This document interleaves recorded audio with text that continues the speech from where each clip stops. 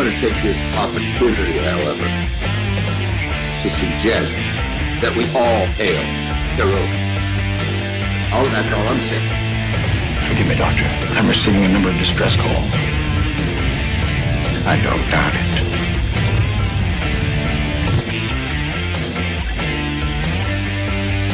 Y'all remember the shifty waitresses.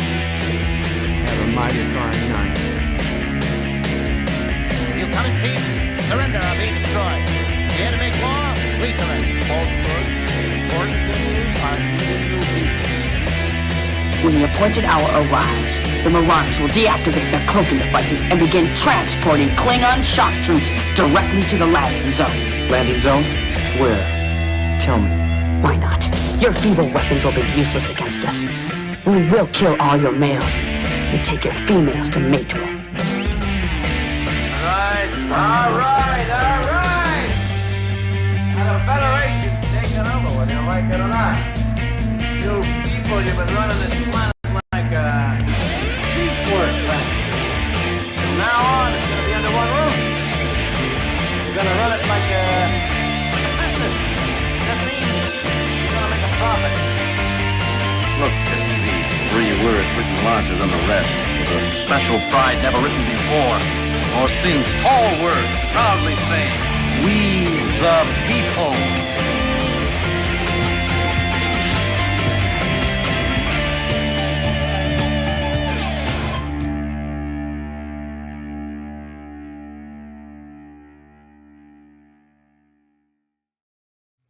Hi, I'm Nicole DeBoer. I played Lieutenant Ezri Dax on DS9, and I welcome you to Bird O' Prey 5 channel.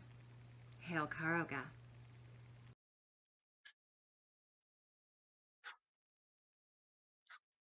It would help if I actually clicked the button. Hello world, it's Bird O' Prey 5, Qapla, and welcome to Deep Space Nine Wednesday for March 24th, 2021. Today we're watching Season 5, Episode 2, simply titled The Ship. The Ship. It is an episode where the DS9 crew is inexplicably on a planet using a runabout instead of the Defiant, finds a crashed Jem'Hadar warship, and then, of course, needs to wait for the Defiant to come to tractor out the crashed Jem'Hadar ship, because if they had had the Defiant from the beginning, there would have been no need for an episode. It would have been like, oh, here's a crashed Jem'Hadar warship. We will tow it out of here and there'll be no need for any confrontation. But yes, they're choosing to use the runabout when the Defiant was perfectly available, but I guess they technically want to keep the Defiant at the station. Except for all the times they don't keep the Defiant at the station.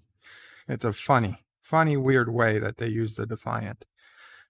Anyway, it's not a bad episode. It is not a bad DS9 episode. It's one I haven't seen in a long time because I'll be honest, except when I'm going through the series episode by episode, it's not one I tend to rewatch often. So I'm not exactly sure if this episode would fall in my top 50% or bottom 50% of DS9. Now, to say it falls in the bottom 50% doesn't necessarily mean it's a bad episode. Most DS9 episodes are good episodes, so they're, by some good episodes are going to have to be in the bottom 50%. But we'll see what happens when we get to the end. Not Ryan Johnson with a $2 super chat.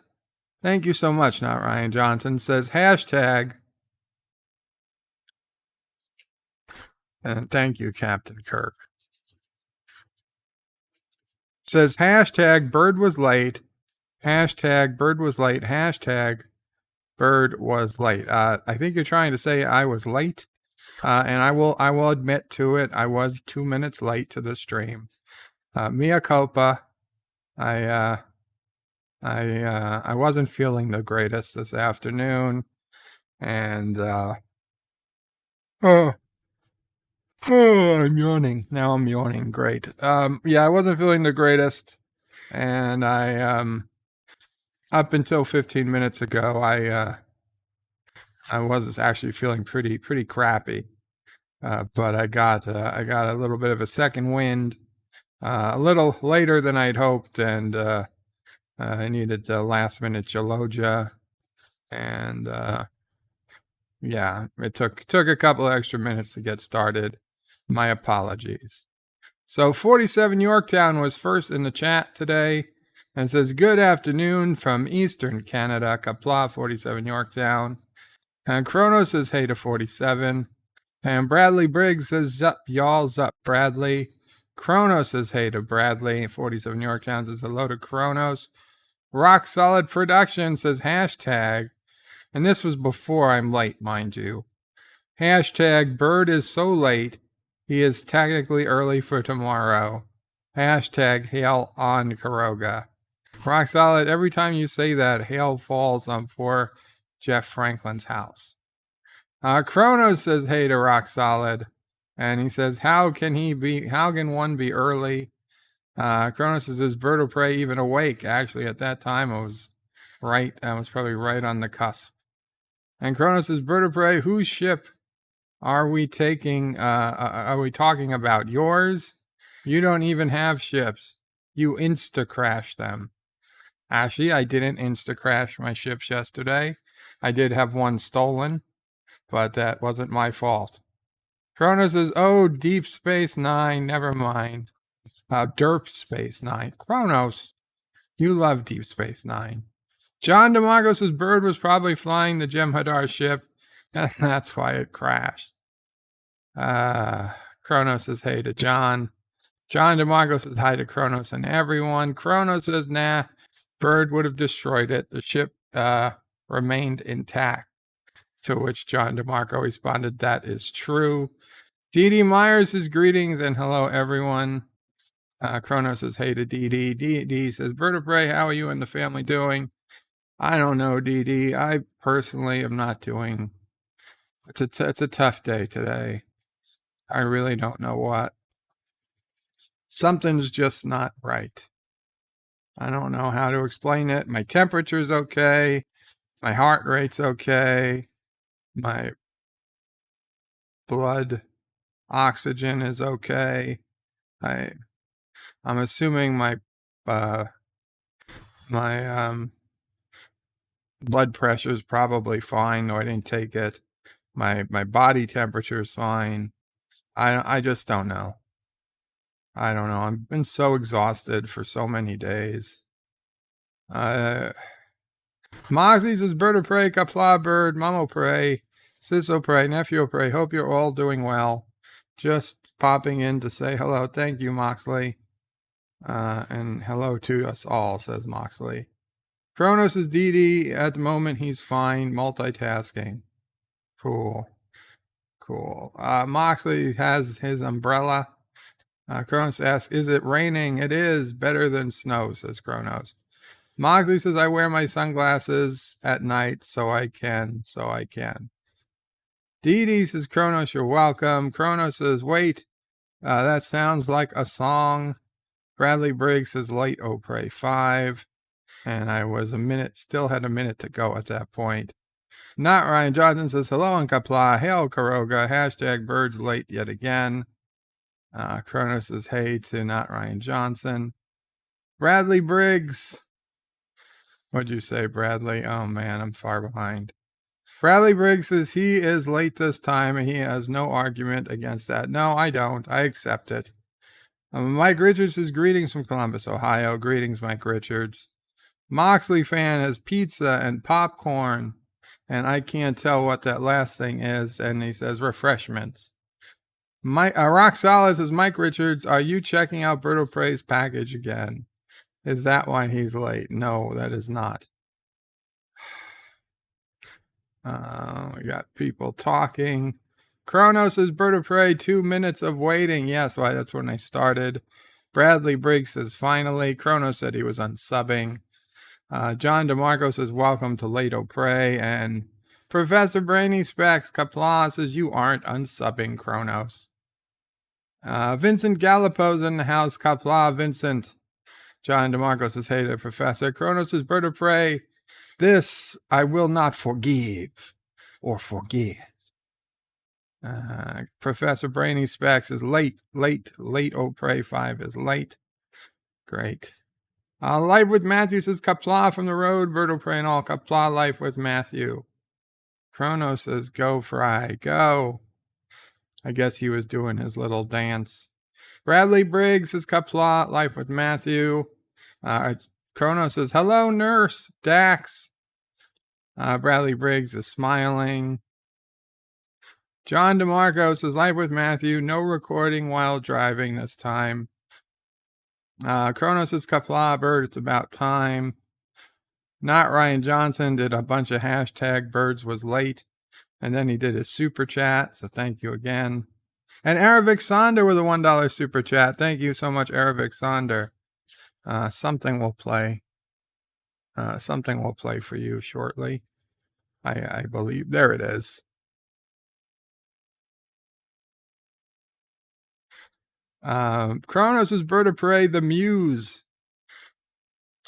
The Muse is an episode I don't watch. I understand. I understand completely. Rox Odds is bird of prey.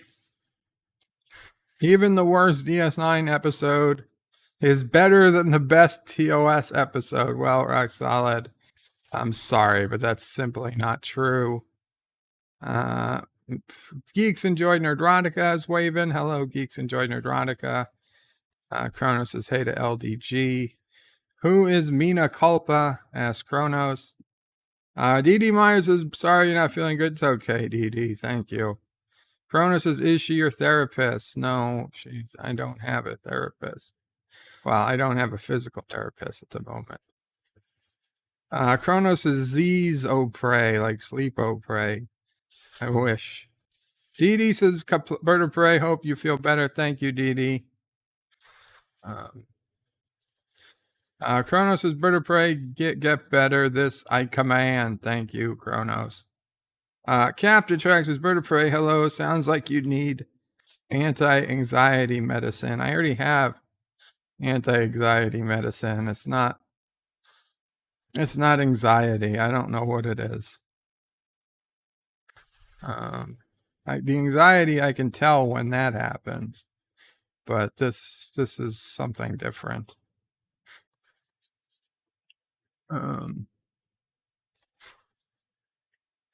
Kronos says, is Jeff a telepath? I don't think so. Life with Matthew says, when is the next chair life? I have no idea, Life with Matthew.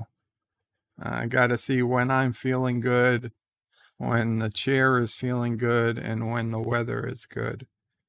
Robert Rose says, hello today, Bird will pray, Mom will pray, and Sassy. Thank you, Robert Rose Jr. Kronos says, Mina Copa is a hot therapist name. Probably would be. Probably would be. Okay, so let's go ahead and get ready. If this is your first time here, or for whatever reason, you've never seen us watch DS9 before, if you've got your own copy of this episode, Season 5, Episode 2, on DVD, on Paramount Plus, on Netflix, on Hulu, or Amazon Prime Video, or any other means, go ahead and get it ready. If you'd like to watch my copy along with me virtually, then you can head to the Bird O Prey 5 screening room. This option is only available while I'm streaming live. Once the live stream is over, you will no longer have this option. But if you are listening live now, head over to birdopray5.com/SR. The link is at the bottom of the YouTube video, and you can watch along with us. Now, open that in a separate tab in your browser or a separate window so you can still hear the YouTube commentary, because that will only show the episode and the episode audio. It does not have the YouTube commentary. And Kronos puts in the links to birdofprey5.com. That will get you part of the way there. If you go to birdofprey5.com, you can then scroll down to the link to the screening room, or you can do birdofprey5.com/SR to go straight to the screening room. Anyway, so I'm going to head over to the screening room myself. Then we're going to do a little bit of a countdown. And then if you want me to read your comment once the show has started, make sure you put @BirdofPrey5 in so I read your comment. Okay. So 5, 4, 3, 2, 1. Loading. Okay. Started. Captain's log. A mineral survey on an uninhabited planet. Vast deposits of cormalac. A feasibility of establishing a mining operation on this planet. And O'Brien is talking to some guy who's certainly not going to die. We've never seen him before. And stop calling him sir. He's not an officer. He says, well, you know more than they do. And he says, well, he knows more than this guy. These deposits are hardly organized. I don't know. So what does that mean? It just means it's different, says O'Brien. Chris says, Qapla, bird of prey, and hail Mamo prey, dropping by alike. Hail Karoga, hail Karoga. And he says, no mountains in Ireland, gently sloping hills. He thought O'Brien just stopped it to catch his breath. Menez. He says he's due for a transfer. O'Brien says, how does waste extraction sound? And now we've got Worf and Sisko, along with some other no-names. And Dax is here. Can you tell which characters are not going to die? It's one of the richest veins she's ever seen. Strategically, the planet is going to make it hard to maintain adequate supply lines, but not impossible. Oh, the Runabout detected a ship dropping out of warp. They're not sure what kind of ship. Wait, doesn't that alien need a breathing device? It's falling into the gravity well of the planet. It should enter the atmosphere near your position. So you can't tell it's a Jem'Hadar warship? You must be the dumbest cadet in Starfleet. They can't penetrate the hull with their sensors. So they want to be beamed. Oh, they were smart. Look how smart they were. They were beamed directly to the crash site. They didn't try to walk 2 miles to the crash site. It's a warship, says Worf. Jem'Hadar warship. Fuck sensors. Worf just needs to look at it to tell you what type of ship it is.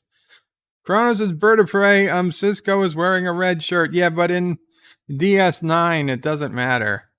Roxod's is bird of prey. It shows... I'll show Jadzia a rich vein. Wow. Dun dun dun dun. Dun dun dun dun dun. Dun dun dun dun. Do do. Do do do do do do do do. Dun dun dun dun. Dun da da da. Dun dun da da da. Dun da da dun da. Dun dun dun dun.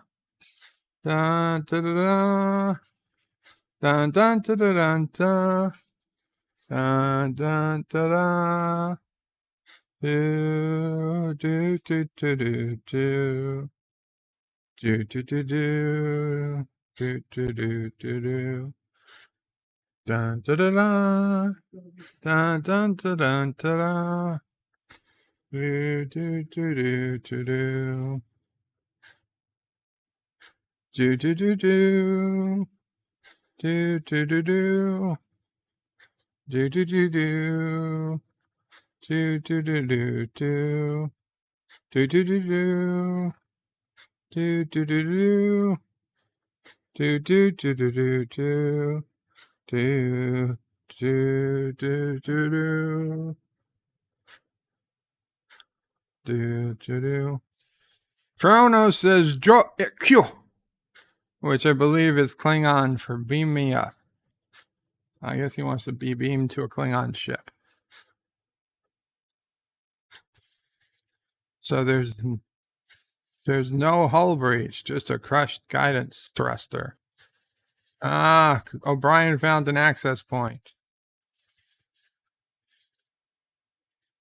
So he says, what do you think we're looking at? He says, it's an upside down ship. An airlock, a maintenance hatch. So it's a warship. Warship. You want a big access point on the belly to land troops. So Worf wants to know if he can open it. The chief says, I think so. Pushes one button and it opens. All right, it says, Worf, take point. Sisko jumps in. So the ship is upside down. They're walking on the ceilings. I guess that means the gravity is off. If artificial gravity was on, they would have fallen in and then just turned over.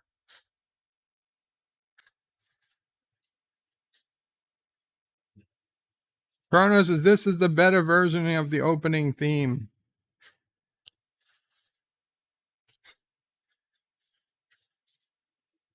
And just walking through the ship, flashlights on.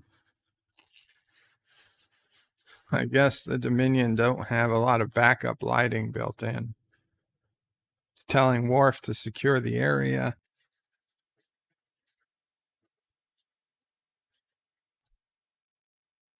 I got O'Brien opening. Just all you had to do was pull it back and it opened. He didn't even have a gun. And now they hand him a gun. Poor O'Brien. Why are they making O'Brien go first? The guy's got a wife and kids. Puts one of the other people up front.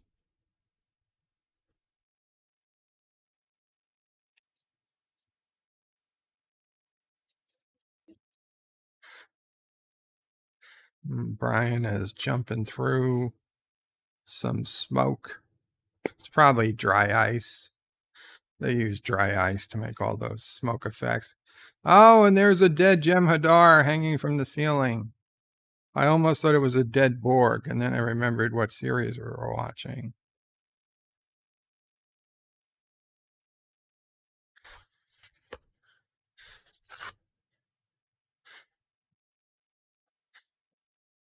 These men didn't die in the crash. They've been dead for hours, says Dax. Massive osteonecrosis. Every bone in their body has been shattered. O'Brien says, oh, inertial dampener failure. Ship accelerated. People were thrown into the bulkheads. No one was alive when the ship hit the planet, but that survived the impact. He says, whoever built this knew what they were doing. They can't figure out. No power converters, no microfusion initiators. Sisko says getting it running isn't going to be easy.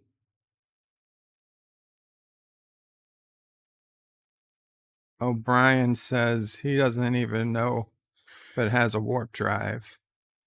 Dax is like, what are they doing out here? And he says they're 3 weeks away from the nearest Dominion. And Sisko wants to see if we can If we can get it out of here. He's going to need something with a little more muscle. A runabout can't haul it out. So they're going to call the gas. They're going to call the gas station. They're going to call the space station. So Odo and Bashir are being arrested by Odo.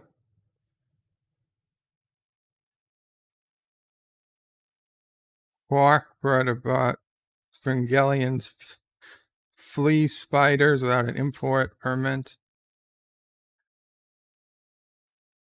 He didn't know he needed a permit to import them. And he's like, just fill out the paperwork. He also imported some illegal Regalian liquid crystals, a highly intoxicating and dangerous aphrodisiac. So Kira doesn't have time for this. She doesn't have time. They need the Defiant. She'll be back in about a week.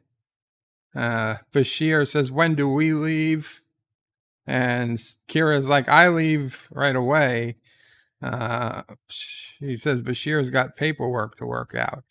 So you're really not taking your doctor with you because of paperwork? That's a terrible command decision, Kira. I don't know if it's because of your pregnancy or just because the writers were particularly stupid.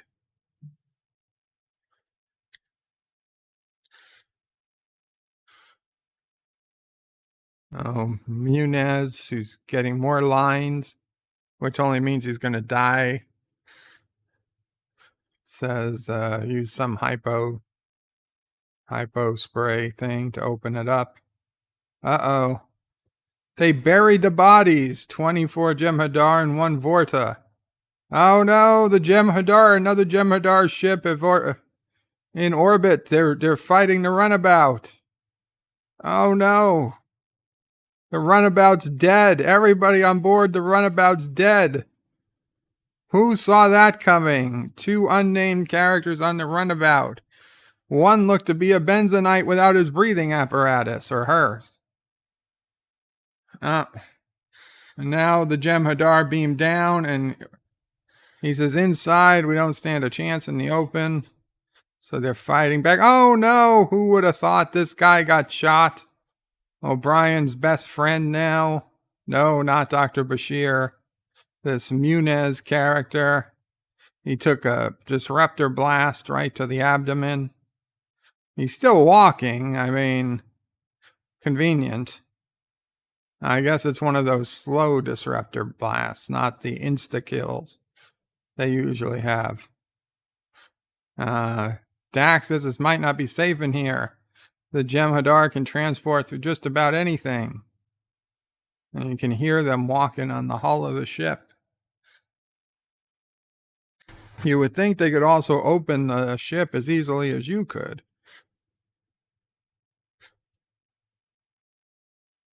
The random menace is bird of prey. What is aphrodisiac?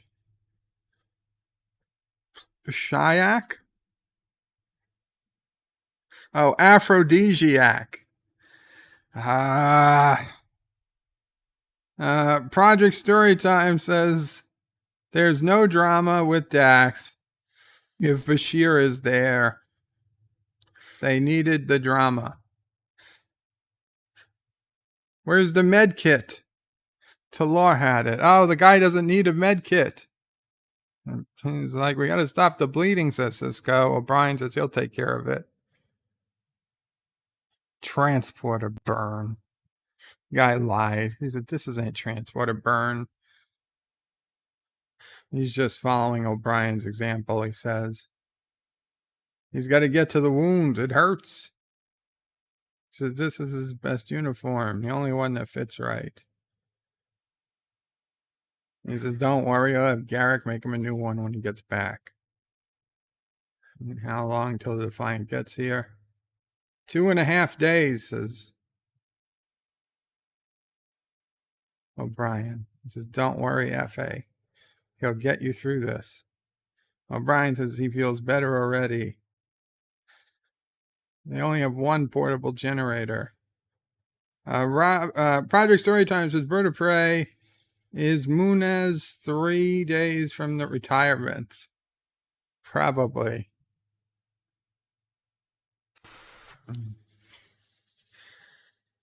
O'Brien keeps taking over for other people. He likes ripping off parts of his uniform. He says, "Please stop bleeding," or he runs out of clothes.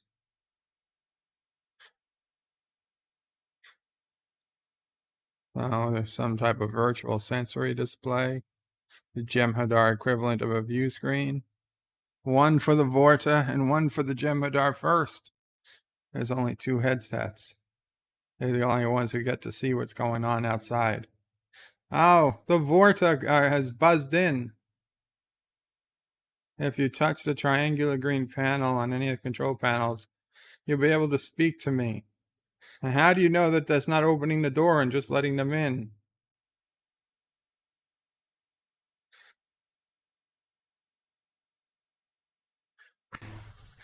Okay. So he says, "This is Captain Sisko." It's like, "Captain, I'm so happy to hear your voice. I heard there were some casualties. I feared you may have been one of them. Like, thank you for your concern. What do you want?" "I just want to talk. It would be in everyone's best interest if we met face to face and discussed the situation like, reasonable people." Sisko says he can be reasonable. 1 escort each, she says. Is that agreed? Agreed, says Sisko. Who does he take?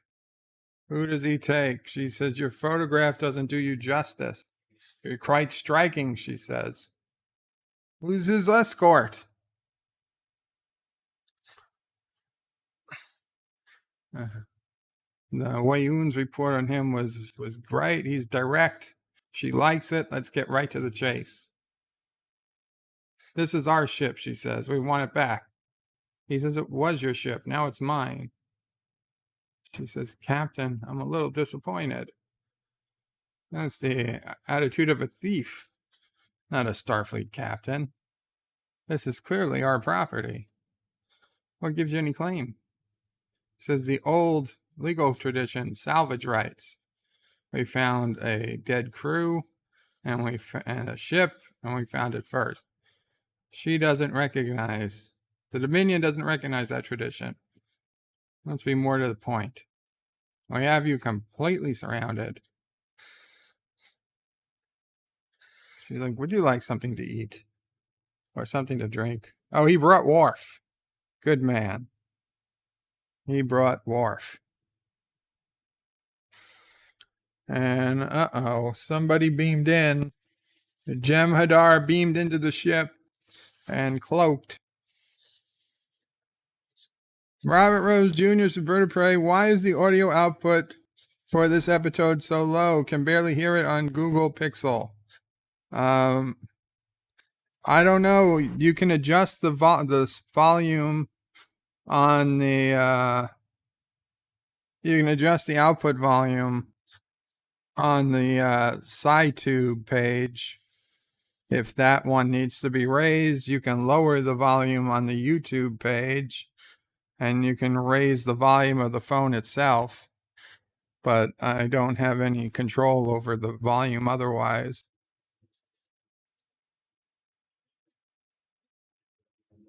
She's hoping he'll consider his offer with an open mind. "Leave our ship. She'll take your crew back to the space station unharmed.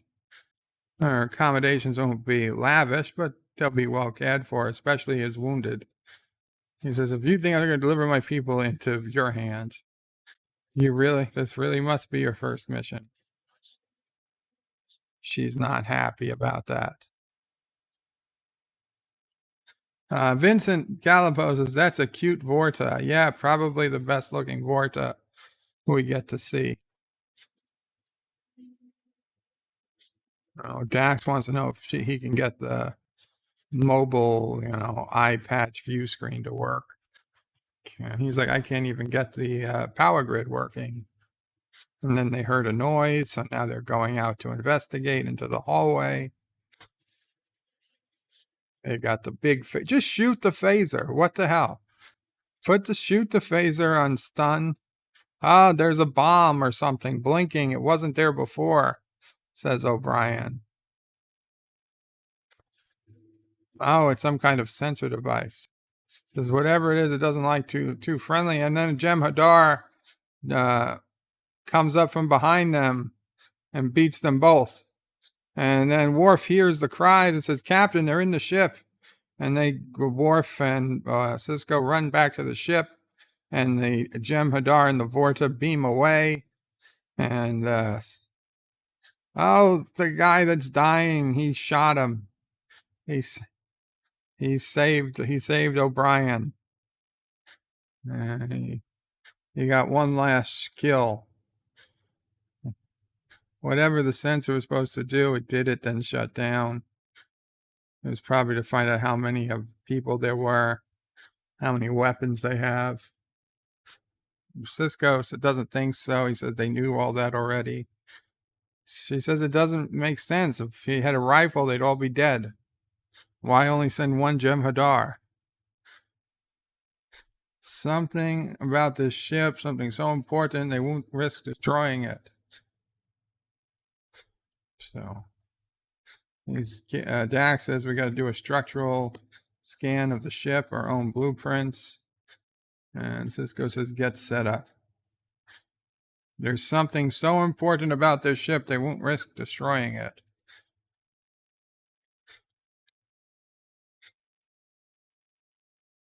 Oh, he called him sir, and he didn't even flinch. He must be dying. You are.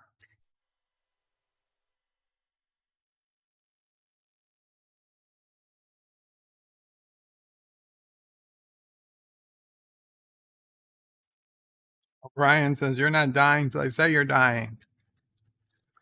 And I say you're going to make it."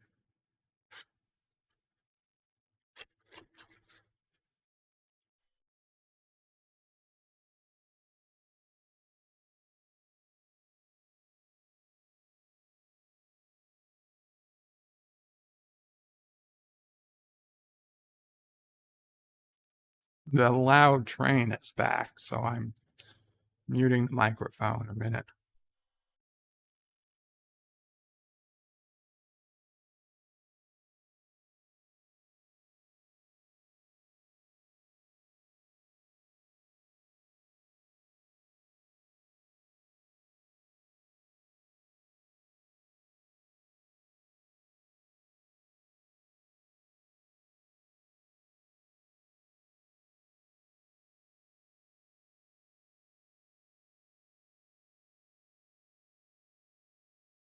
So O'Brien's worried he can't stop the bleeding. Sisko says it's probably from the weapon. I'll leave some kind of anticoagulant in his system. Sisko is giving his orders. It's more important O'Brien finish getting the ship trying to work than to save his friend.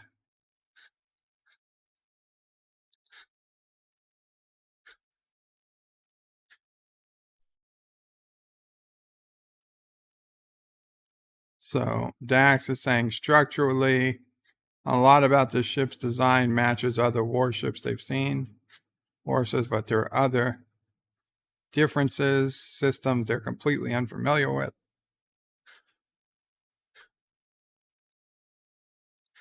Oh. O'Brien says he's got to test them, establish this functions. He doesn't know how long it's going to take. Dax tries to give him a compliment, and O'Brien doesn't. Dax says, "Don't worry, the guy's going to make it." And Worf says, "No, he won't. He will not see tomorrow." O'Brien says, "You take that, keep that to himself." Worf says, "It does no good to save him from the truth. Let him prepare for death." O'Brien says, "If he gives up, it's over." Worf says it was over the moment he was shot by the Jem'Hadar. O'Brien is pushing at Worf. One of the few times him and Worf are at odds. O'Brien wants this guy to have a chance. Dax steps in to cool Worf down.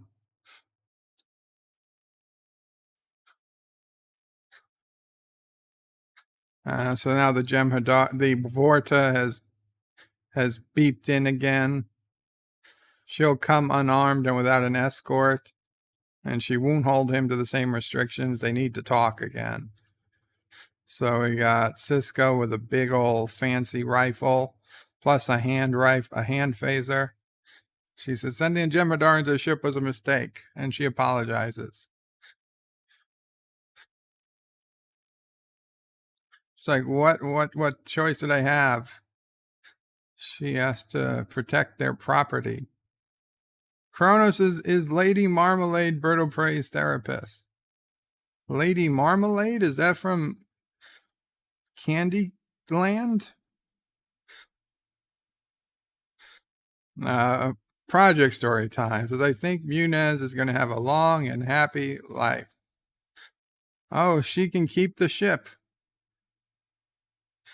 He says, tell me what you want and I'll bring it out to you. She says, I can't do that. He says, don't I trust you? She's like, I'd like to, but she can't. None of these circumstances. She just wants to be let on the ship, and there's just simply too much at stake for them. He says he won't risk the lives of his crew. She says, it seems like we're approaching an impasse. He says, we've already arrived. She says, how unfortunate. The negotiations have ended, and she beams away.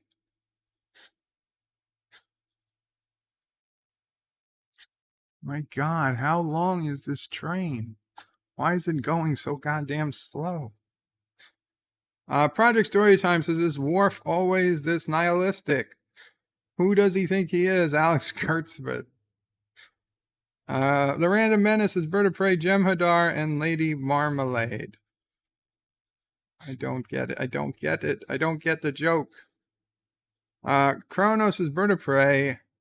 I just like the word Lady Marmalade. Someone brought it up and it made me laugh. Well, that's good. So Sisko wants to know what's going on out there. Get him some goddamn sensor readings. He might not have said goddamn. Oh, Dax is there. Munez can't feel his legs. It's okay, Dax.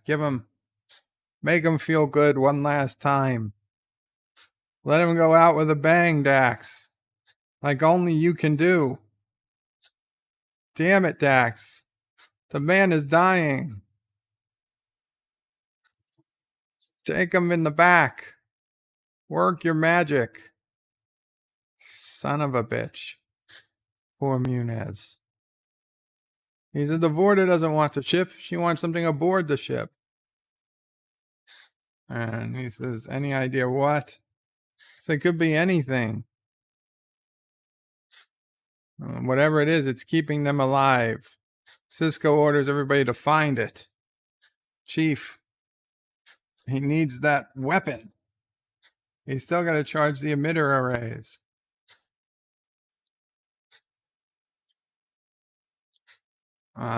The Random Menace is Jam. Jem'Hadar, as in Jam. Jam. I still don't get it. Jam and marmalade. Bradley Briggs is laughing. Project Storytime says, at least the pretty lady care for the dying guy. Yeah, at least let the pretty lady. He says, there's nothing to be afraid of, says O'Brien. He says, I'm not afraid, it's beautiful. No, that was Dax. She left. Better than last year, he said.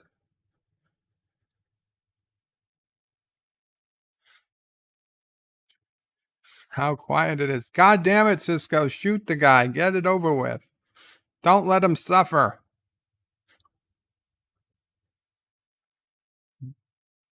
The colors. He's talking about the colors. 1,000 shooting stars. The man is obviously suffering. Put him out of his misery. If you're not going to let Dax put him out of his misery, then you put him out of his misery.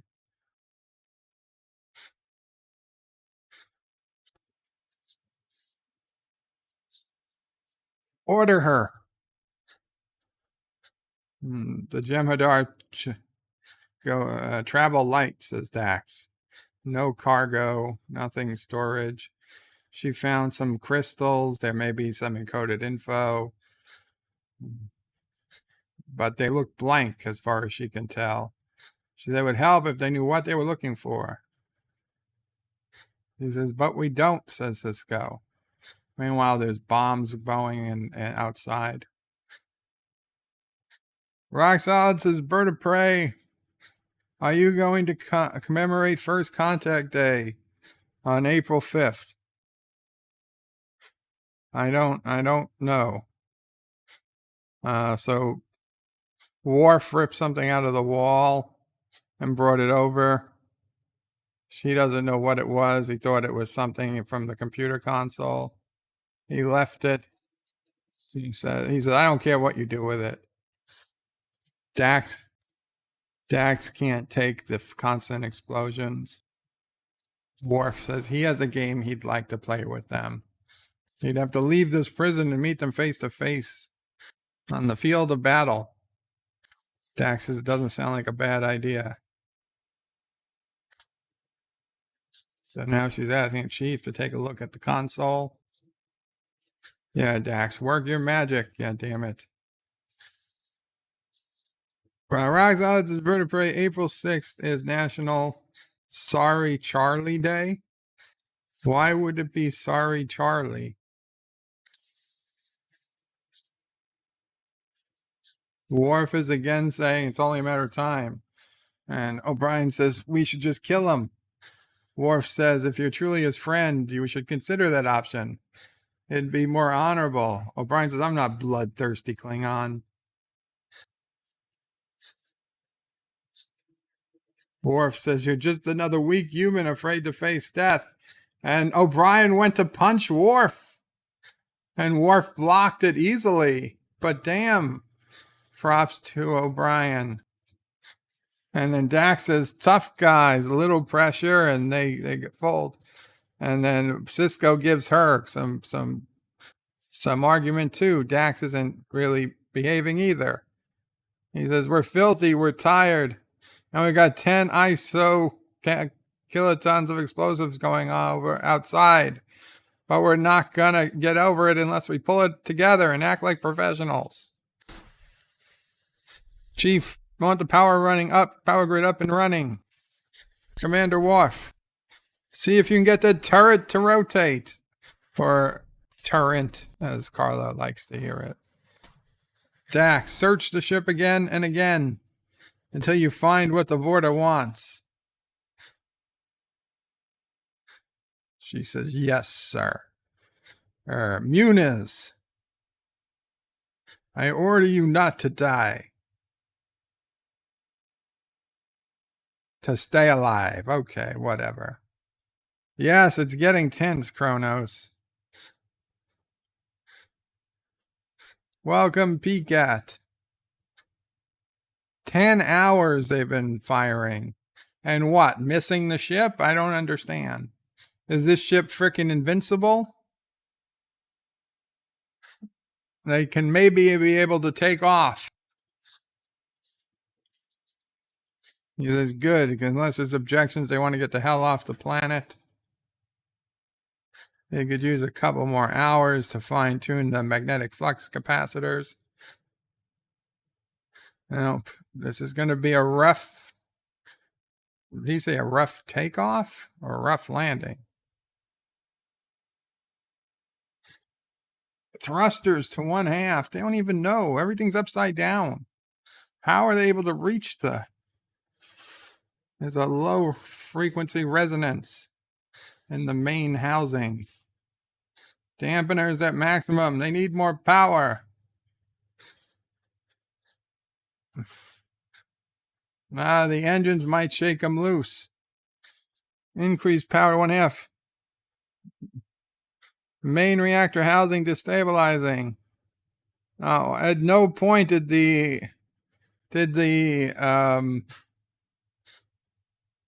knew this wasn't going to work, because at no time did the artificial gravity turn on. So they're still upside down. Disengaged thrusters. How bad? The main power grid's completely fused. Structural integrity field is collapsed.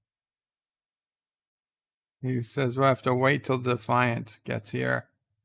They'll be able to be pulled out with the tractor beam. So you have 36 hours to make repairs, which means that you know what to do. Oh, he's dead. He's dead. Munez is dead. Oh. Even if they had gotten out, he'd still be dead. Worf, go over there and give the Klingon death ritual.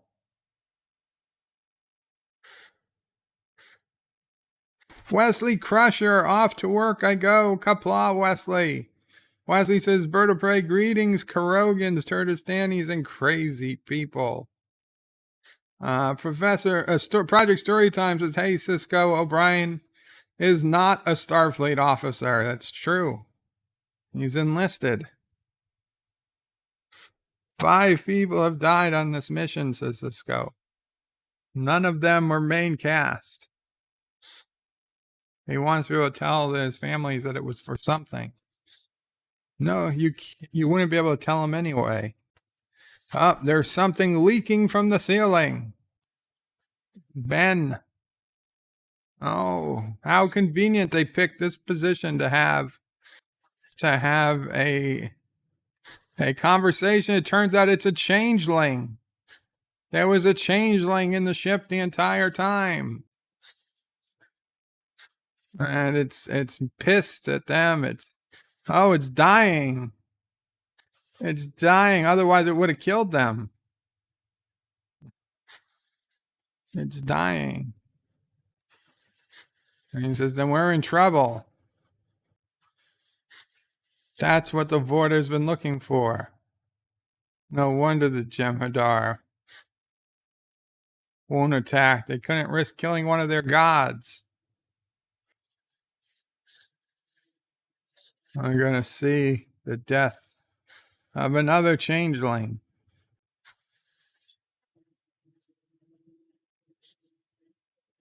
And they're all out there just watching like they knew.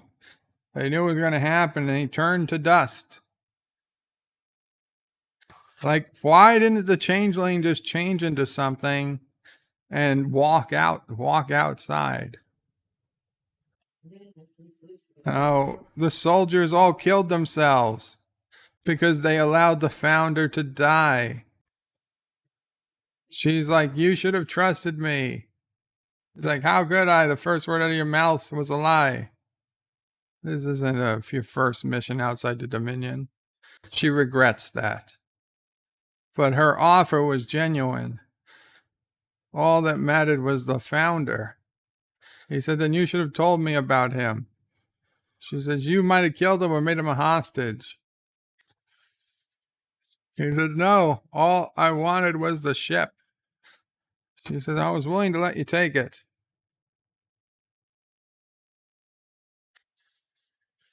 So, this is how it ends, she says. It's true, the Jem'Hadar died by their own hands, says Dax. Munez. And the people on the Runabout, they don't even get names. You're soldiers. They all still be alive if we had trusted each other. She says, I have no way of stopping you from taking the ship. All she asks is she allows you to remove some of the founder's remains. He says, of course. Wesley Crusher says, Bird of Prey, maybe tomorrow I can hang out. I'm off. Cool, Wes. She just takes a little bit Well, why don't they take her as a prisoner? Oh, they're not technically at war, are they? No, they're not technically at war yet with the Dominion. He says, do you have any gods, Captain Sisko? He says, there are things I believe in. Duty, Starfleet, the Federation.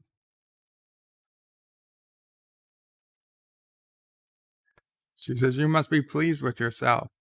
You have this ship to take back to them. She says, I hope it was worth it. She's trying to lay on a Vorta guilt trip. He says, so do I. Where is she beaming to? All the Jem'Hadar are dead. So they're the Defiant's there. They're beaming. They're towing the Jem'Hadar warship back to DS9. You know, if you'd taken the Defiant to begin with, this never would have been an issue. Dax says, what did Starfleet have to say about the prize? They're pleased. Says, that's all pleased? Very pleased. They're giving us all medals. Dax says she'll add it to her collection. Starfleet Command is waiting for his official report. But every time he tries to get started, he sees himself staring at the casualty list and the same 5 names over and over. And he's like, I don't think I've ever read any of these names before in my life. Bertram, Hoya, Munez. She says it may sound cruel, but we both know that ship out there was worth it.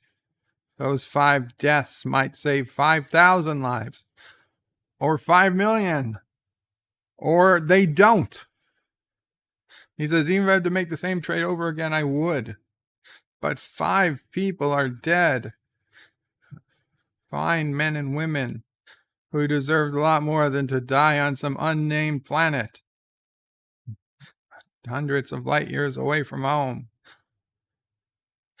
When we were at the academy was Professor Samak teaching moral and ethical issues of command.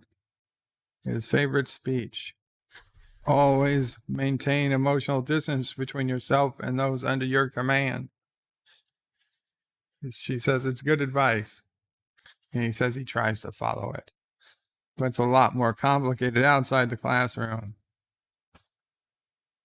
Did you know Jake and Munez had the same birthday? She performed the ceremony at Goya's wedding. And this other guy could play the trumpet. And people dancing in the aisles.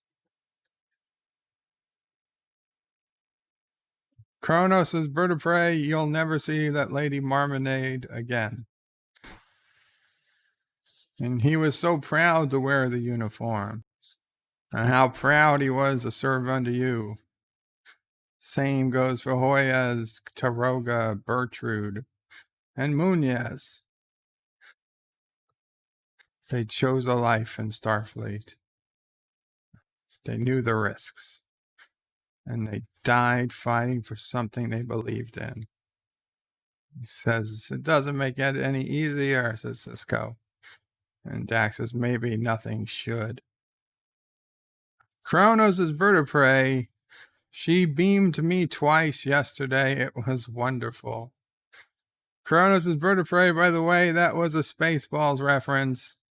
I wish I got beamed. Brian is talking to the casket.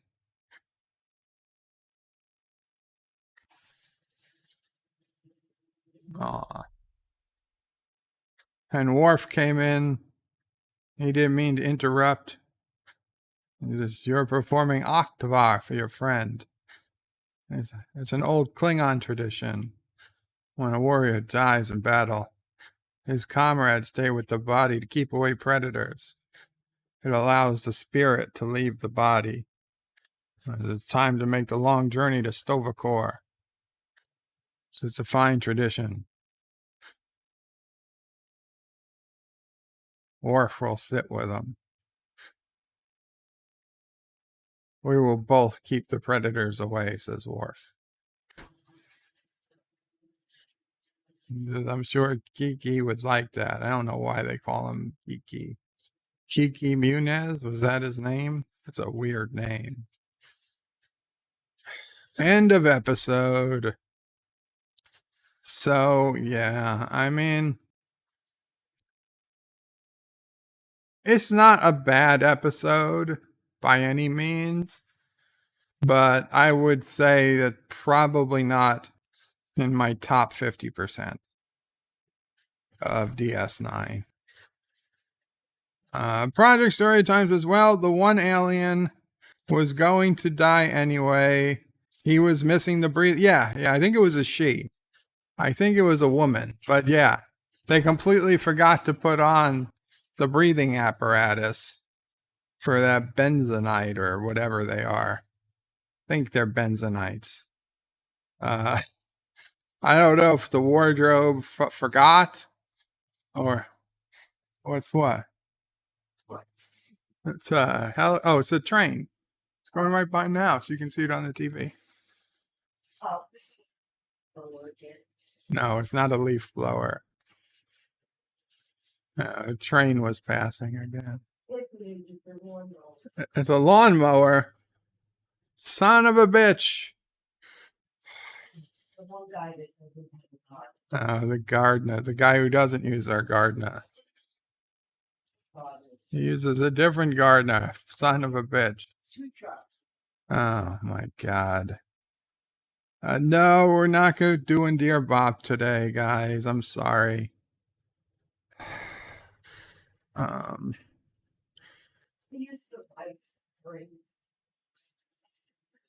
Mama Pray like said she used to like spring. Vincent Gallipo says it's a decent episode. It is. It's definitely a decent episode, but I would say that there's probably better. And it's, if you think of it as is this a better half or lesser half, I'd say it's lesser half. It's still a hell of a lot better than anything we ever got in DS9 or Picard, or even Lower Decks for that matter, except for perhaps the final episode of Lower Decks.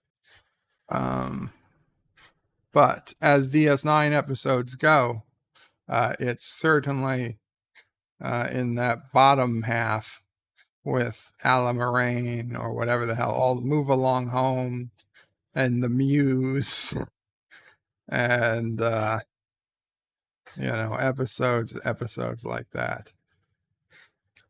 Kronos is a Mom O Pray tale. I don't think so, Kronos. She just went outside. John DeMarco says maybe technology has advanced that they didn't need the breathing things anymore. Yeah, but we saw them in future things. We saw them in future. I believe we saw them in future. At least we saw them. It's in Discovery Future. We saw them. They still had it. That was a different species that had a different breathing. It also started with a B. There were Barzans and Benzonites. They're very easy to confuse. Bradley Biggs says this episode is at least memorable. It is, and it shows kind of the hardships of war and stuff, even though they weren't technically at war yet. But it's the old, it's the old Star Trek trope where we get introduced to characters that we know are going to die, right? Like, Kirk, Spock, McCoy, and Ensign Ricky beam down to a planet. And Ensign Ricky, I don't mean our Ensign Ricky, but Ensign Ricky is he's not going to make it. So you start off an episode with Sisko, O'Brien, Worf, Dax, and Muniz. And Muniz isn't going to make it. It's almost funny. Rock Solid says, Bird of Prey, Discovery had the Barzans same as the Barzan wormhole. Yes, that's different than benzenites. Rock Solid says Bird of Prey also Discovery is in this part, as in the past of DS9. Well, not the fourth, no, because 1,000 years in the future, they still were using the breathing apparatus. John DeMarco says Discovery doesn't count anyway. Exactly. That's the best answer. Discovery doesn't count anyway. Anyway, guys, thank you so much for watching. Bird of Prey, did you just kill Ensign Ricky? I didn't kill Ensign Ricky. He was dead the moment he beamed down. Bradley says, new guy you've seen before on track is usually a bad sign of things to come. Exactly. I just wish he could have got some time with Dax. You know what? Dax could have made his last few minutes of life tolerable. But, and you know, Dax would get off on that too. She wouldn't mind. She wouldn't mind seeing him through to the next life. But, it's okay, Lou. Roxanne says, so those paying attention, Bird of Prey shows up late and leaves early. We watched the episode. We talked about the episode. There's not a hell of a lot more to digest. This wasn't a particularly deep episode.